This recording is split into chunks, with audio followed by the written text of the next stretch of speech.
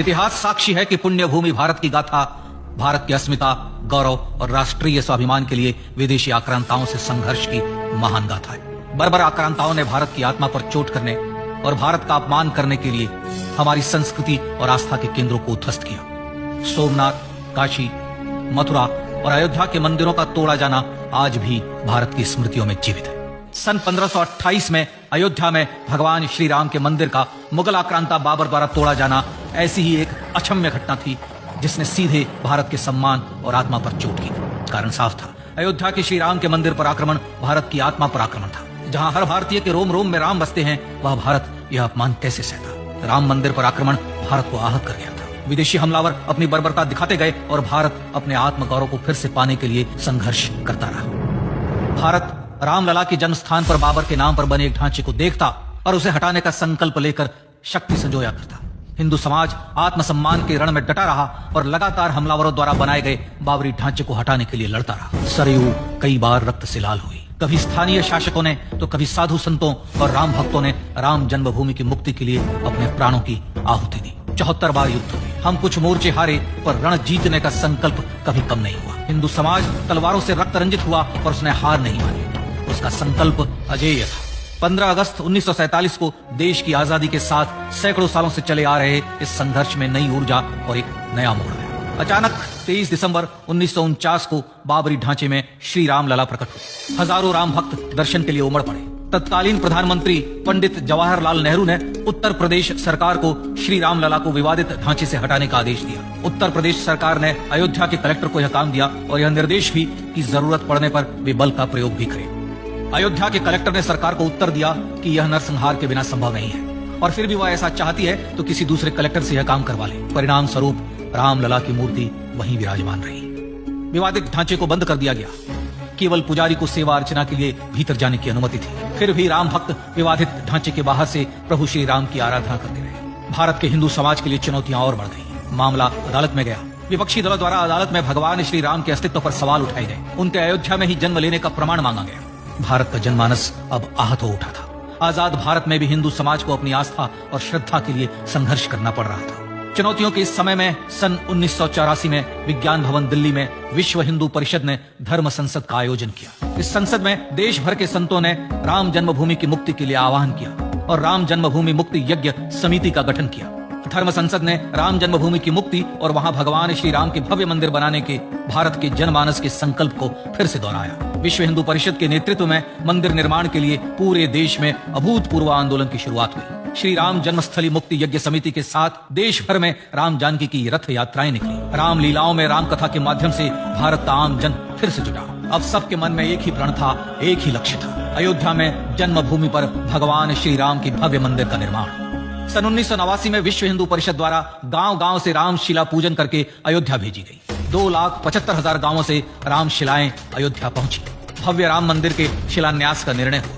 पूज्य संत महात्माओं और हिंदू समाज के अन्य प्रमुख नेताओं के निर्णय के अनुसार अनुसूचित जाति के प्रमुख नेता श्री कामेश्वर चौपाल ने 9 नवंबर 1989 को मंदिर निर्माण का पहला पत्थर रखा। राम जन्मभूमि पर मंदिर निर्माण के लक्ष्य की पूर्ति के लिए सन 1990 में सोमनाथ से अयोध्या के लिए श्री लाल कृष्ण आडवाणी ने रथ यात्रा की शुरुआत की। देश में जन भावनाओं का ज्वार उबलने लगा। श्री लाल कृष्ण आडवाणी के रथ यात्रा के साथ साथ मंदिर के लिए जन समर्थन बढ़ने लगा और छद्म सेकुलरवाद बेनकाब होने लगा। इस जन आंदोलन को रोकने की तमाम कोशिशें हुई पर सब व्यर्थ हुई। विश्व हिंदू परिषद ने देशवासियों से अयोध्या में जन्मभूमि पर मंदिर निर्माण के लिए 30 अक्टूबर और 1 नवंबर 1990 को कार सेवा का आह्वान किया। परिणाम स्वरूप लाखों राम भक्त कार सेवा के लिए देश के कोने कोने से अयोध्या आए। इससे देश की एकात्मता का विराट दर्शन हुआ।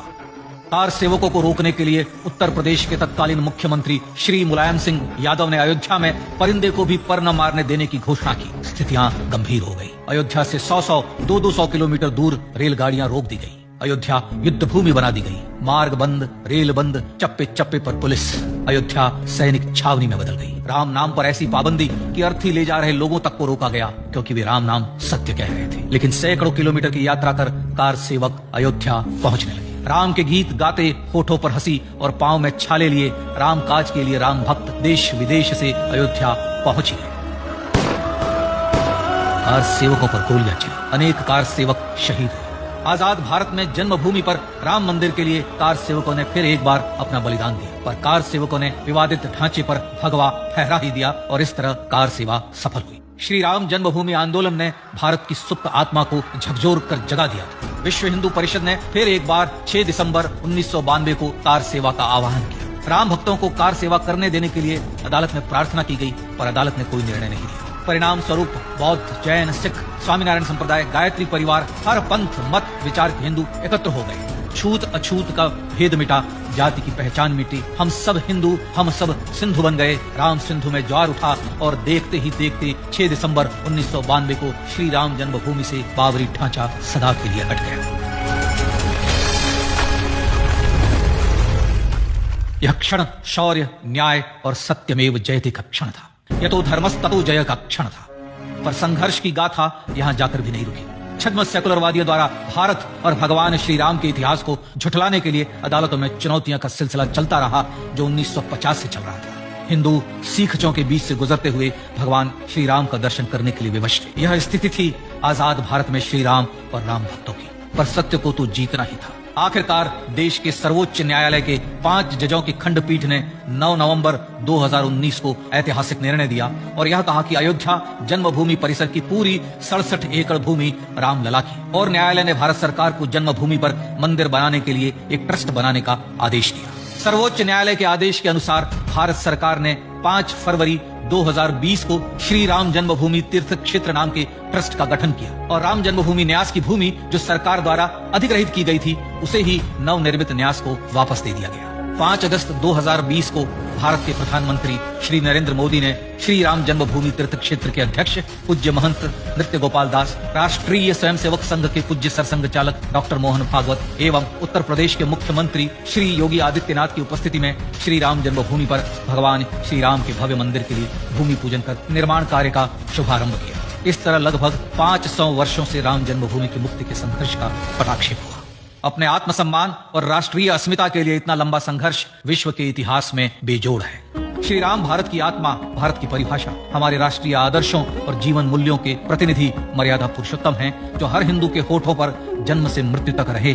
बस यही हर हृदय में प्रार्थना होती है। राम भारतीय राष्ट्रीय स्वाभिमान और आसेतु हिमालय से समुद्र पर्यंत तक जन जन को एकात्मता के बंधन में बांधने वाले रक्षा सूत्र है। अयोध्या स्थित श्री राम जन्मभूमि पर बाबर का हमला वास्तव में भारत के स्वाभिमान और राष्ट्रीयता पर हमला था। प्रधानमंत्री श्री नरेंद्र मोदी द्वारा श्री राम जन्मभूमि पर राम मंदिर का पुनः निर्माण न केवल बाबरी मानसिकता का पराभव है, बल्कि संपन्न, सुखी, सुसंस्कृत, सर्वशक्ति संपन्न स्वराष्ट्र का सूर्योदय भी है। यह उस राम राज्य की दिशा में वह कदम है जिसकी अभिलाषा राज राजेंद्र चोल, कृष्णदेव राय, छत्रपति शिवाजी महाराज से लेकर महात्मा गांधी तक ने की थी। अयोध्या में जन्मभूमि पर भगवान श्री राम का मंदिर न सिर्फ राष्ट्रीय गौरव होगा, बल्कि वह श्री राम के आदर्शों का राष्ट्र मंदिर होगा।